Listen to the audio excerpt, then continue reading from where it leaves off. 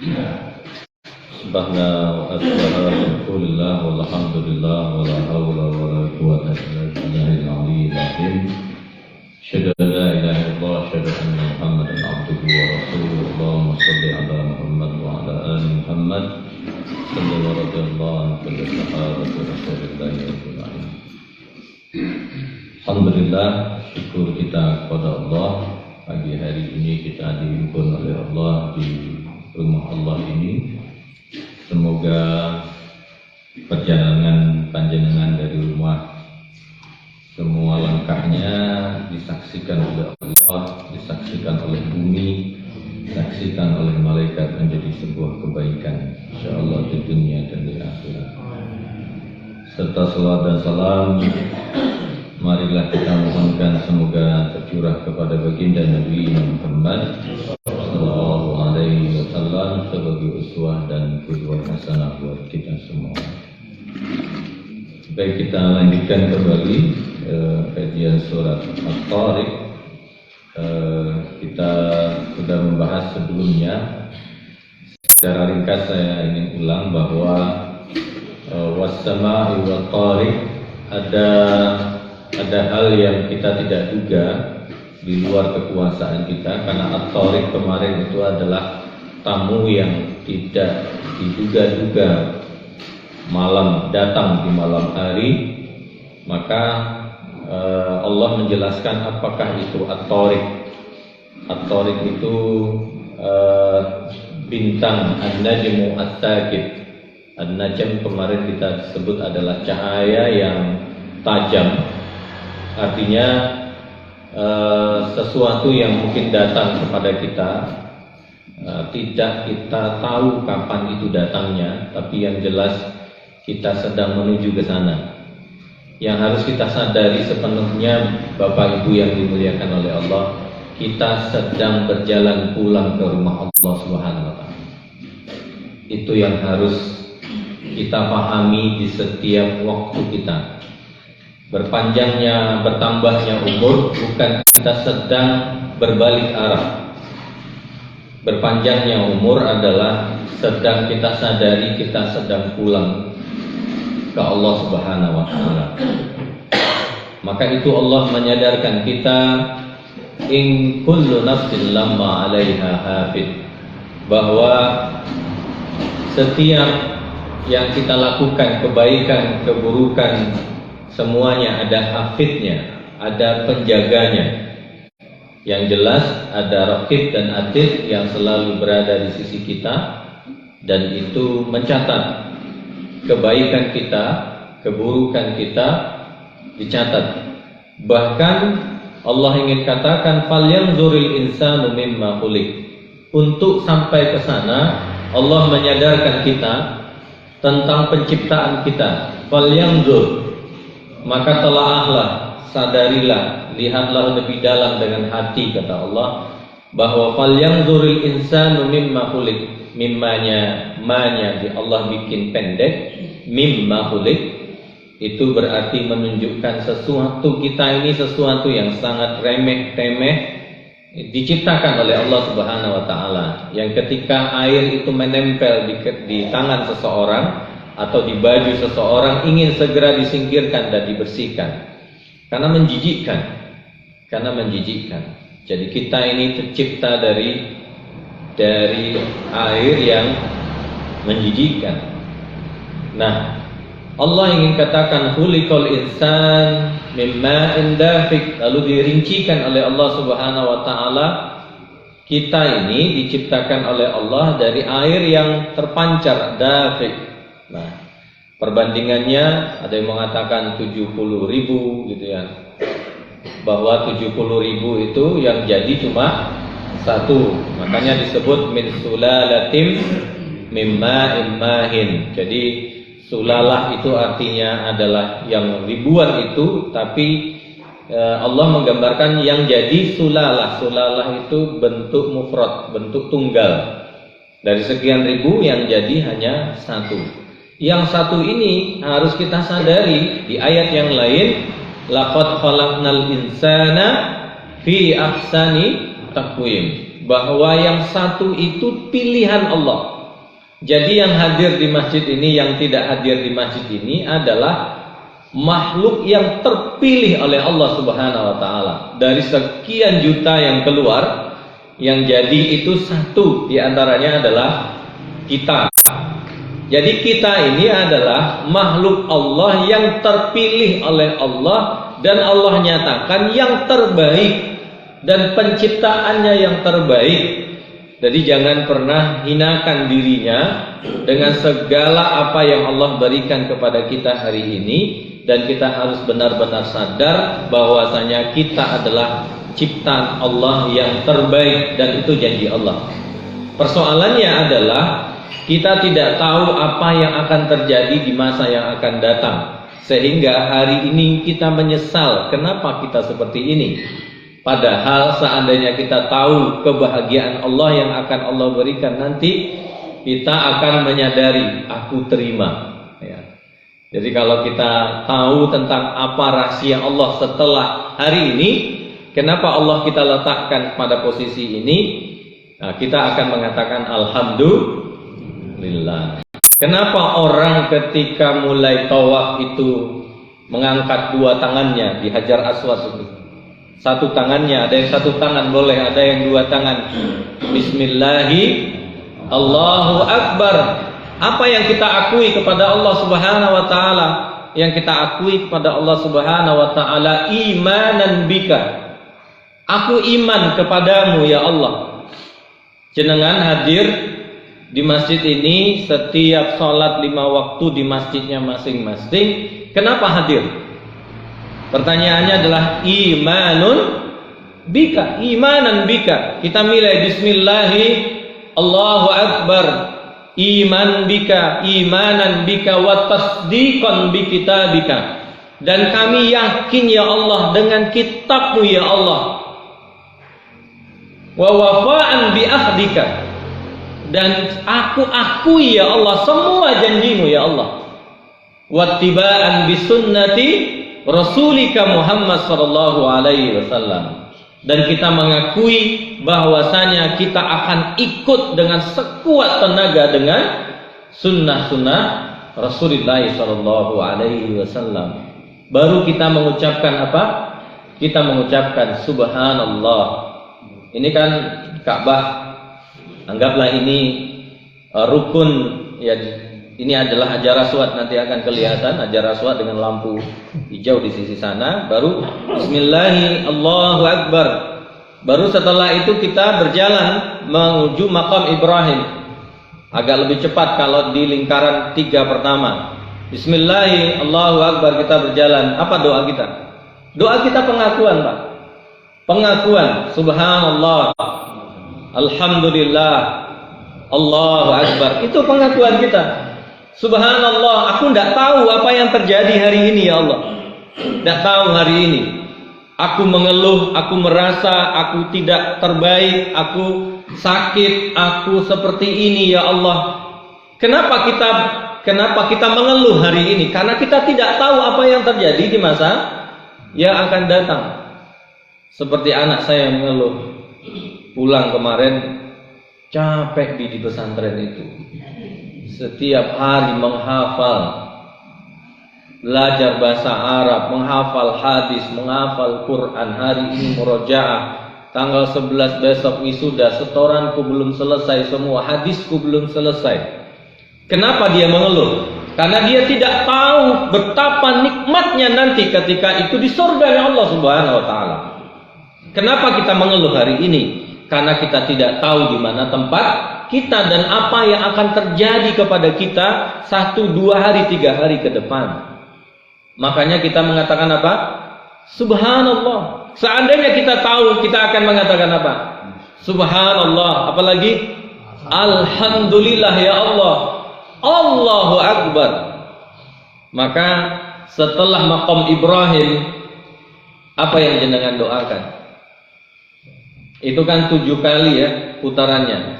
Sab'atul aswad, 7 kali.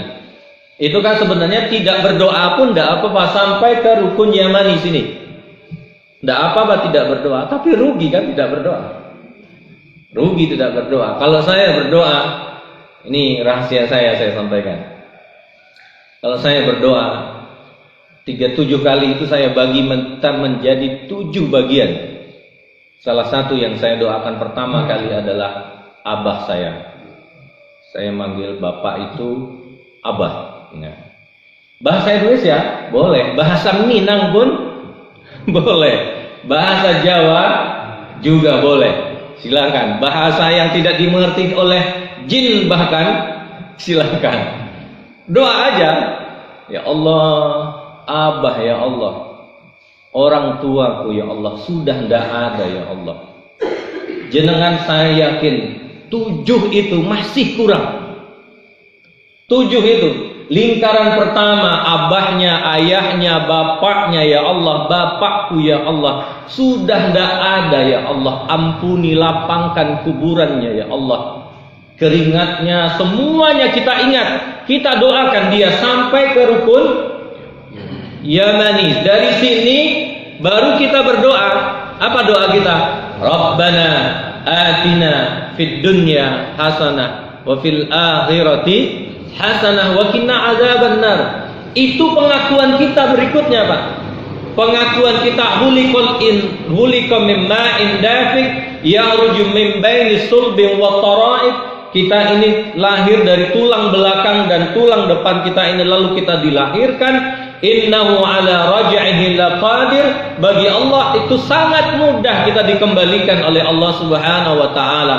Yauma tublas sarair. Pada hari kita akan diuji, rahasia-rahasia yang ditutupi akan dibuka oleh Allah Subhanahu wa taala dengan terang benderang. Tidak ada yang ditutupi. Tidak ada yang ditutupi. Kita mengatakan Rabbana atina fid dunya hasanah wa fil akhirati hasanah wa qina adzabannar. Ya Allah, bahasa saya. Ya Allah, aku ingin hidup sebagaimana yang Engkau inginkan, bukan sebagaimana yang aku inginkan. Yang harus kita ulang-ulang di hati kita ini, Pak. Kalau kita ingin hidup sebagaimana keinginan kita, maka kita akan kecewa kepada diri kita sendiri. Kita pingin A, ternyata Allah taruh B. Allah pingin B, kita pinginnya D. Yang harus kita terima di hati kita ini adalah aku terima ya Allah, Engkau letakkan di A, Engkau letakkan di B, Engkau letakkan di C, Engkau letakkan dimanapun ya Allah, asalkan Engkau ridho ya Allah. Rabbana atina fid dunya hasanah wa fil akhirati hasanah wa qina adzabannar. Kenapa orang banyak stres, Pak? Karena dia tidak paham dengan Islam ini. Tidak paham dengan apa yang dia doakan. Dia tidak paham apa yang sedang dia. Nah, memang itu tadi, dia merasa saya harus B. Nah, perlu 2 hal yang harus kita pahami di dalam Islam. Dalam rukun iman itu ada yang namanya qadar, ada namanya takdir. Kalau takdir itu tidak bisa dirubah, qadar itu tidak bisa dirubah. Gimana cara merubah qadar? Bapak saya namanya si fulan.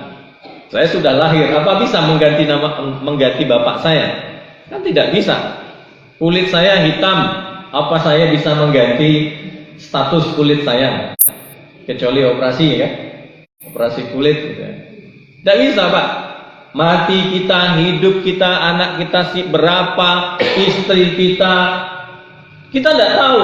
Itu semuanya adalah qadarnya Allah. Tapi ada namanya takdir. Kalau takdir itu sesuatu yang Allah sudah siapkan, kita mau ofensif atau tidak membuka itu. Kalau kita mau ofensif membuka itu, misalnya begini, mencari jodoh. Di sini tidak ada yang jomblo. Mencari jodoh itu harus dicari. Itu namanya takdir, sudah Allah siapkan. Persoalannya kita mau ofensif apa tidak? Untuk sampai ke sana itu namanya takdir. Kalau qadar, sesuatu yang tidak bisa dirubah, itu namanya as-sawabit. Lalu Allah ingin mengatakan Yauma tublat sarair, pada hari itu diuji yang rahasia-rahasia itu. Orang-orang munafik ketika perang Khandaq itu kan perbandingannya 10.000 pasukan di luar sana dengan 3.000 sekian, itu pun campur anak-anak juga. 30 hari dalam kondisi kelaparan, Pak. Menggali parit 5 kilometer. 5 kilo itu dari mana? Sini alun-alun? Oh, kurang. Masya Allah. Kurang, Pak. 5 kilo. Yang 5 kilo digali, kondisi Madinah sedang kelaparan. Di Madinah, di dalam orang-orang Yahudi sedang melakukan konfrontasi juga. Dari luar juga demikian, makanan begitu kurang. Di hari-hari terakhir, orang-orang munafik diuji oleh Allah Subhanahu wa taala. Apa kata mereka? Ya Rasulullah, inna buyutana aurah. Rumah kami itu aurat ya Rasulullah. Kalau seandainya mereka masuk nanti ya Rasulullah, bagaimana? Sudah tidak kuat ini.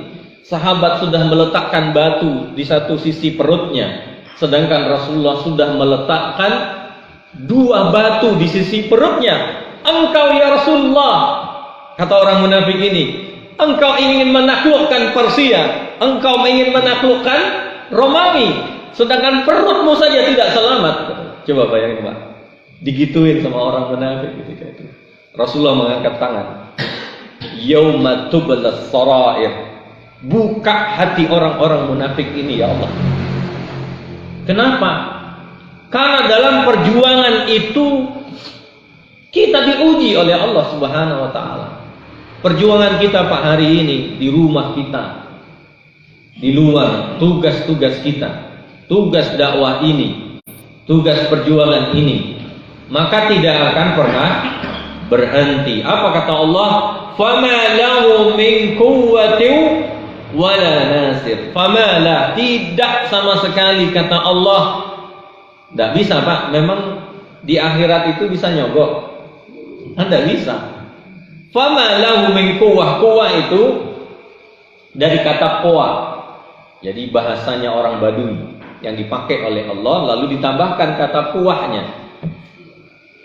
Quwah itu seperti telur, ya seperti telur, dan ada anak ayam atau anak bebek ingin keluar dari cangkangnya itu.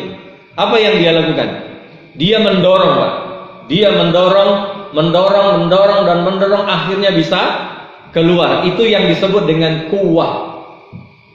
Ya, sama kalau hidup realitas kita di muka bumi ini, kalau kita menginginkan sesuatu, kita ingin melakukannya secara ofensif. Ofensifmu itu ya, kata Allah, kekuatanmu ini, ingin nyogok ini, nyogok itu, pingin sesuatu, nyogok ini. Kata Allah, oke lah, kalau di dunia masih bisa, kata Allah. Bisa sogok kiri, sogok kanan gitu ya. Ngomong kiri, ngomong kanan. Tapi di akhirat nanti kata Allah, فَمَا لَهُ مِنْ قُوَّةٍ wala nasir, tidak bisa dilakukan ofensif, tidak pula dilakukan dengan divine, tidak pula bisa dilakukan menghalang-halangi. Ini jangan diperiksa, ini cukup di sini saja. Ya, ijazahnya nggak usah dibuka-buka gitu ya. Kemana perginya? Kan ada yang disembunyikan gitu Pak, dihalang-halangi untuk tidak bisa dibuka. Kan ada Pak. Kasus Sambo itu kan dihalang-halangi untuk dibuka. Oke, hari ini bisa ditutupi. Dengan apa saja? Fama lahu min quwwatin wala nasir. Dengan ofensifnya atau dengan divine-nya, silahkan kata Allah Subhanahu wa taala. Tapi di akhirat nanti yauma tubla sarair, fama lahu min quwwatin wala nasir. Jadi orang-orang munafik tadi yang di Ahzab itu, di perang Khandaq itu, Masya Allah, akhirnya mereka mengakui kenapa perang Khandaq dimenangkan oleh kaum muslimin. Kenapa kok bisa menang, Pak? Kita lihat kisahnya Hajar. Ya. Hajar itu kan ketika bertanya kepada Ibrahim, wahai Ibrahim, kenapa engkau tinggalkan kami di sini? Apakah ini perintah Allah? Nabi Ibrahim karena meninggalkan Ismail dan Hajar di lembah itu tidak berani ngomong, dia hanya diam, beliau hanya diam. Iya, katanya. Mengangguk gitu sambil meninggalkan Hajar. Ya, kalau seandainya hatinya Hajar yang berbicara, dia akan mengatakan, sampai mau ninggalin aku mau ke Palestina toh. Karena di Palestina ada Sarah ya. Kita tahu bahwa Sarah ini wanita yang tercantik, ya, yang tercantik, bahkan Pak 6 tahun masih kelihatan wajahnya itu cantik. Coba 96 tahun masih ada yang cantik di sini? 90 tahun saya rasa ada Pak. Saya tuh melihat nenek-nenek gitu ya. Tapi kayaknya nenek-nenek ini waktu mudanya kembang desa gitu ya. Tapi sudah 90 itu sudah ada. Sarah itu masih Pak. Makanya ketika datang 4 malaikat datang kepada Ibrahim mengetuk pintu di malam hari, mengkabarkan bahwasanya akan lahir bigulamin, seorang anak laki-laki, maka dia fasarrat. Siapa yang fasarrat? Sarah. Masa katanya. Fasarrat fasaqat. Sokat itu menumpuk-numpuk wajahnya ini. Mana mungkin yang sudah tua ini bisa punya anak? Ternyata ya lahir Pak. Ishak itu lahir di umur Sarah mendekati 100. Gimana Bu kira-kira? Masih pingin? Masih pingin punya? Apa yang dilakukan oleh Hajar ketika itu? Kepasrahan ini yang kita pelajari. Maka kenapa dari Hajar Aswad ke Maqam Ibrahim kita membaca subhanallah, alhamdulillah, Allah, pengakuan seperti pengakuannya Hajar tadi. Apa pengakuan Hajar? Kalau memang itu perintah Allah, tinggalkan Ibrahim, tinggalkan kami di sini. Menunjukkan hati bersihnya Hajar. Allah memberikan bukit yang disebut dengan bukit Sofa. Apa itu Sofa? Sofa itu Pak, sesuatu yang sudah disaring, bening hasilnya kan. Jadi air yang sudah disaring, ketika dia sudah disaring, maka dia disebut dengan sofa. Sofa itu makanya orangnya sufi, bukan suka fulus ya. Sufi itu kan berarti sudah bening. Apa yang bening? Hatinya Hajar. Ya. Abada'u bima abada Allah, sambil melihat ke Hajar Aswad, lalu bermulailah kita mengatakan abda'u bima bada'ar rasulah. Aku mulai ya Allah apa yang telah dimulai oleh Rasulmu. Apa yang dimulai? Sa'i. Ya, mulai sa'i. Pertanyaannya, sa'i itu lari-lari sampai ke Marwah. Marwah itu artinya apa? Marwah itu sesuatu yang kita inginkan. Karena Hajar itu lari, dia melihat di sana ada air, berharap di sana ada sesuatu yang dia inginkan. Ternyata hanya fata morgana. Tapi hatinya dan usahanya yang bersih, apa yang terjadi Pak? Yang terjadi adalah, di mana letak air Zam-Zam itu? Di kakinya Ismail alaihissalam. Hati jenengan yang bersih ini, karena Allah salat berjamaah ke sini, mungkin saja panjenengan yang mendapatkan nikmat dan hikmahnya, mungkin saja anak-anak panjenengan. Tidak tahu kan? Maka jangan lupa berdoa. Jangan lupa berdoa. Apa doa kita? Ya Allah, lahirkan dari rahim-rahim kami ini ya Allah. Kalau bukan dari rahim-rahim kami ya Allah, maka turunkanlah kepada anak-anak kami ya Allah. Kalau bukan dari anak-anak kami ya Allah, dari cucu-cucu kami ya Allah. Lahir siapa? Lahir Ahmad Dahlan yang terbaru ya Allah. Lahir Hasyim Asy'ari yang terbaru ya Allah. Lahir orang-orang yang mengangkat liwahmu ya Allah, benderamu ya Allah, dengan kalimat la ilaha illallah. Kita tidak tahu Pak, tapi jangan pernah tidak berdoa. Berdoalah kepada Allah dengan kesungguhan.